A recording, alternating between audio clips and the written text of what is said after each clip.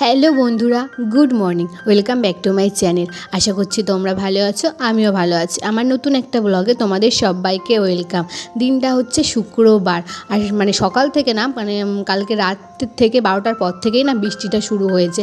আর সকালেও বৃষ্টি হয়েছে। একটা মজার ঘটনা শুনবে, মজার কথা। আমি যখনই ভাবি যে হচ্ছে খিচুড়ি বানাবো, বৃষ্টি হচ্ছে, বৃষ্টি দেখবো আর খিচুড়ি খাবো, তখনই না বৃষ্টিটা কমে যায়। আমার খিচুড়ির বানানো আমি স্টার্ট করেছি, তখন থেকেই বৃষ্টি কমে গেছে। তারপর থেকে এক ফোঁটাও যেন না বৃষ্টি হয়নি।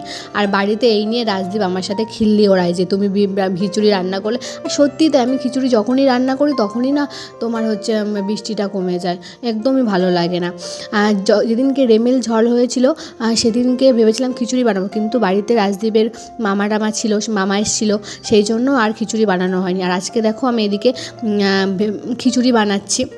আর খিচুড়িতে খিচুড়িটা খুব টেস্ট হয়েছিল। রাজদীপ বলছে যে, ও তো বলছে পরের দিনও খেয়েছে, খিচুড়ি ছিল, বলছে না আমি খাবো, খিচুড়িটা আমার খুব ভালো লেগেছে। আর এদিকে দেখো খিচুড়ির জন্য আমি হচ্ছে যে মশলাটা করেছি হচ্ছে জিরে, অল্প জিরে নিয়েছিলাম, আর আদা, পেঁয়াজ দিইনি, লঙ্কা আর টমেটো। এই মশলাটাকে আমি একটু করে নিচ্ছি, কষিয়ে নেবো। এবার দেখো মশলাটা তেল ছেড়ে দিয়েছে। এবার এদিকে ডাল আর খিচুড়িটা আমার সেদ্ধ হয়ে গেছে। এবার মশলাটা ওপর থেকে আমি দিয়ে দিচ্ছি, দিয়ে সামান্য একটু আমি নাড়াবো, মশলাটা যাতে খিচুড়ির মধ্যে ঢুকে যায়। এটা না খুব টেস্ট হয়। আমি আগেও এইভাবে করেছি, যে মশলাটা একটু কষিয়ে নিয়েছি, জিরে, তেজপাতা, ফোড়ন দিয়ে মশলাটা দিয়ে দিয়েছি। তারপরে মশলাটা যেই তেল ছেড়ে দিয়েছে কষিয়ে, তখনই খিচুড়ির মধ্যে দিয়েছি। খুব টেস্ট হয়। আর একটু সামান্য আমি একটু চিনি দিয়ে নিচ্ছি, দেখো। আর আগে আমি অন্যভাবে করতাম, আর যখন থেকে এই প্রসেসে আমি খিচুড়িটা বানাই সে থেকে না খুব ভালো লাগে। এত টেস্ট হয় নিরামিষ খিচুড়ি, খুব ভালো লাগে। আমি যখন ভোগের খিচুড়ি বানাই তখনও আমি এইভাবে খিচুড়ি বানাই। তারপরে সামান্য দেখো একটু নুনও আমি দিয়ে নিলাম, টেস্ট করে দেখলাম নুনটা একটু কম আছে, তাই একটু নুন দিয়ে নিলাম। তারপরে এবার ওপর থেকে দেখো আমি একটু ঘি ছড়িয়ে দেবো। আমি অল্পই ঘি দেবো, কারণ না ঘির গন্ধটা আমি সহ্য করতে পারি না, অতটা আমার ভালো লাগে না, সেই জন্য আমি সবসময় অল্পই ঘি দিই। খুব টেস্ট হয়েছিল, আমার শ্বশুরও বলছে যে খুব ভালো হয়েছে খিচুড়িটা। এবার শুধু তো খিচুড়ি করলে হবে না, খিচুড়ির সাথে কিছু করতে হবে, তাই ভাবছি যে একটু আলুর দম করব। তারপরে আমার ওই বাড়ি থেকে পটল দিয়ে গেছিলো, এবার পটলগুলো তেমন খাওয়াই হচ্ছে না, পুরো পেকে যাচ্ছে, তাই ভাবলাম কটা পটল ভাজাও করব, তার সাথে ডিম ভাজাও করব। রাজদীপ বাড়িতে নেই, রাজদীপ অফিসে গেছে। ও বললো ও তো রাত্রে এসে খেয়েও খুব বলছিল খুব ভালো হয়েছে। রাত্রে জানো দুবার খেয়েছে ও। যখন বাড়ি এসে যখন টিফিনে একটু অল্প দিয়েছিলাম তখন খেয়েছে, তারপরে আবার রাত্রে খেয়েছে, ওর খুব ভালো লেগেছে। তারপর দেখে এদিকে আমি বললাম না আলুর দম করব, একটু রসা রসা মতো করব ধনেপাতা দিয়ে, সেই জন্য দেখো আলুগুলো হচ্ছে আমি একটু সেদ্ধ করে নিচ্ছি। আর বৃষ্টিটা কাল বৃষ্টি হয়েছে, আর আজকে থেকে সেই যেমন গরম তেমনই গরম, সেই ভ্যাপসা গরম, গা পুরো চ্যাটচ্যাট করছে, ঘামছি। জানি না বৃষ্টিটা যখনই থাকছে তখন একটু ঠান্ডা লাগছে, তারপর থেকে আবার সেই গরমের ভাবটা আবার চলে আসছে। এদিকে দেখো ছেলের জন্য আমি খিচুড়ি বানিয়ে নিচ্ছি। ছেলে তো ওই ঝাল খিচুড়ি খেতে পারবে না, তাই ওর জন্য একটু পটল, গাজর ওই সব দিয়ে ডাল দিয়ে একটু বসিয়ে দিচ্ছি যাতে ও খেতে পারে।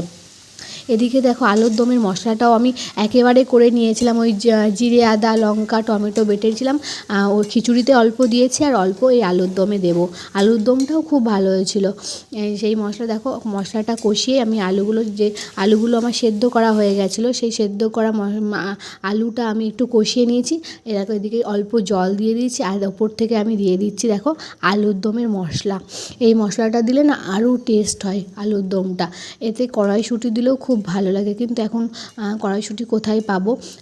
আগের বার ফ্রিজে স্টোর করে রেখেছিলাম অনেক, এবছর সেটাই খেয়েছি। এবছর তেমন আর কিনিনি, ওই এবছর একদমই কড়াইশুঁটির তোমার দাম কমেনি, সেই জন্য আগের বারে স্টোর করাগুলোই খেয়েছি, আর এবার তেমন স্টোর করা হয়নি, আর এবার খেতেও পাচ্ছি না। ওদিকে দেখো আমার আলুর দমটা হয়ে গেছে, সেটা আর তোমাদের সাথে শেয়ার করা হয়নি। ওপর থেকে একটু ধনেপাতা দিয়ে দিচ্ছি। এদিকে দেরি হয়ে গেছে, ছেলেকে খাওয়াতে হবে, ডিমের অমলেটটা করে নিলাম। আর এদিকে দেখো পটলগুলোকে ভাজছি। দেরি হয়ে গেছে অনেক রান্না করতে করতে।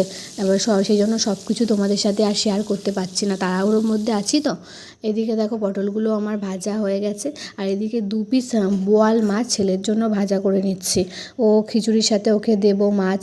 ও তো আবার জানো না, মাছ না হলেই যখনই মানে যদি মাছ না, প্রতিদিন তো ওকে মাছ দিই, এবার থালায় যখনই একটু আমার দিতে দেরি হচ্ছে বলছে মাছ কোথায়, মাছ কোথায়, আর এরকম করে। আর ওর বাবা তো ওর জন্য মাছ নিয়ে আসবেই, সবসময় ওর জন্য মাছ থাকে। তারপরে দেখো মানে লাঞ্চ করতে বসে গেছি, খিচুড়ি, আলুর দম, পটল ভাজা, ডিম ভাজা, একদম পুরো জমে ক্ষীর। তারপর দেখো বিকালবেলা আবার তোমাদের সাথে দেখা হচ্ছে। গুড ইভিনিং বন্ধুরা।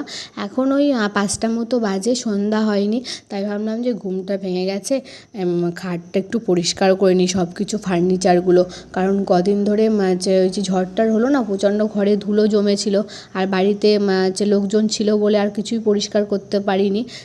আজকে একটু পরিষ্কার করে নিই, প্রচণ্ড একটু ধুলো হয়েছে। তাই দেখো আগে একটা সুতির মানে কাপড় দিয়ে মুছে নিচ্ছি, তারপরে ওই যে ভেজা ন্যাকড়া দিয়ে আমি মুছে দেবো। আজকে কলিংটা দিচ্ছি না, কারণ কলিংটা না শেষ হয়ে গেছে। রাজদীপ মেট্রোতে এবার যাবে সব মানে ওই মাসকাবারি বাজার করতে, তখন আবার নিয়ে আসবে। এদিকে দেখো হালকা করে আমি তোমার ভিজে কাপড় দিয়ে মুছে নিচ্ছি, খুব ভালো পরিষ্কার হয় একটা ভিজে কাপড় দিয়ে কিংবা কলিং দিয়ে পরিষ্কার করলে। তারপরে নারকেল তেল দিয়ে পরিষ্কার করলে তো আরও ভালো হয়, খুব চকচক করে, কাঠের খাট তো খুব চকচক করে।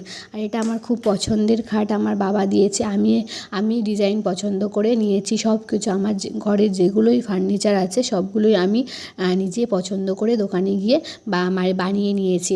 আমার আলমারির যে ডিজাইনটা আছে দেখো, এই ডিজাইনটা দিয়ে আমি আমার আলনা, শোকেস সব একই প্রিন্টের বানিয়ে নিয়েছি। তারপর ওখান থেকে আমার বাপের বাড়ি তো অনেক দূর, ঠাকুরনগর, ওখান থেকে গাড়ি করে আবার সেই জানো না 4,000, 3,000, 4,000 টাকা দিয়ে গাড়ি করে আবার সব জিনিসপত্র নিয়েছি। এখানে আমাদের কলকাতায় একটু মানে খাটের দামটা বেশি, সেই জন্য দেখো বন্ধুরা ঘর মুছতে মুছতে সন্ধ্যা হয়ে গেছে।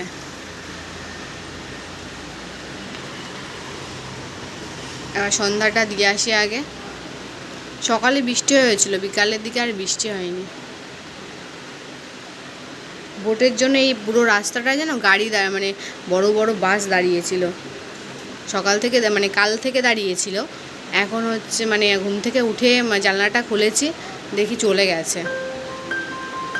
যাই বন্ধুরা, সন্ধ্যাটা দিয়ে আসি।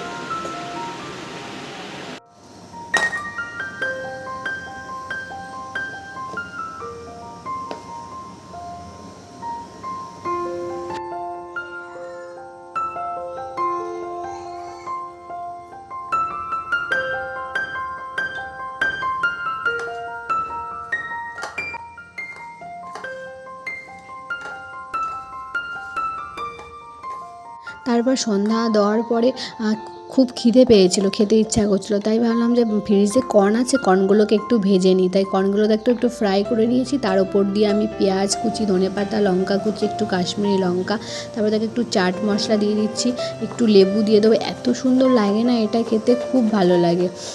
তাই ভাবলাম যে একটু এটা বানিয়ে খেয়ে নিই, ফ্রিজে ফালতু নষ্ট হচ্ছে, অনেক দিন ধরে পড়ে আছে। তাই ভাবলাম আচ্ছা, বোন এসেছিলো তখন একবার করেছিলাম, আর আজকে ভাবলাম যে আমি একটু করে খাই। শ্বশুর বললো যে আমি খাবো না, তুমি খাও। দেখো খেতে বসে গেছি। এদিকে আমার ছেলেও খাবে, ও না এটা খেতে ভালোবাসে না, ওটা কিন্তু খুব উপকার।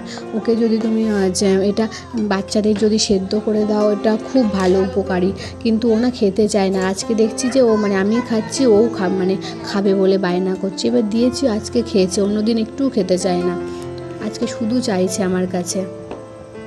তারপরে দেখো আমার খাওয়া হয়ে গেছে। এদিকে না একটু বেসন, একটু টক দই, একটু তোমার লেবু আর একটু কফি পাউডার নিয়েছি, একটু মুখে একটু ফেস প্যাক মাখবো, কারণ এই প্যাকটা খুবই উপকার, ট্যান রিমুভার। অনেক দিন না মাখা হয়নি, এখন তো সময়ই পাই না, আর মাখিও না, মনেও থাকে না, কিন্তু ওই যে আজকে মনে পড়লো, সেই জন্য ভাবলাম যে একটু মাখি। দেখো মুখে মেখে দেখো ভূতের মতো হয়ে গেছি আমি, দেখতে পুরো ভূতের মতো লাগছে। এটাকে শুকিয়ে গেলে আমি ধুয়ে নেবো। তাহলে বন্ধুরা ভিডিওটা এখানেই শেষ করছি।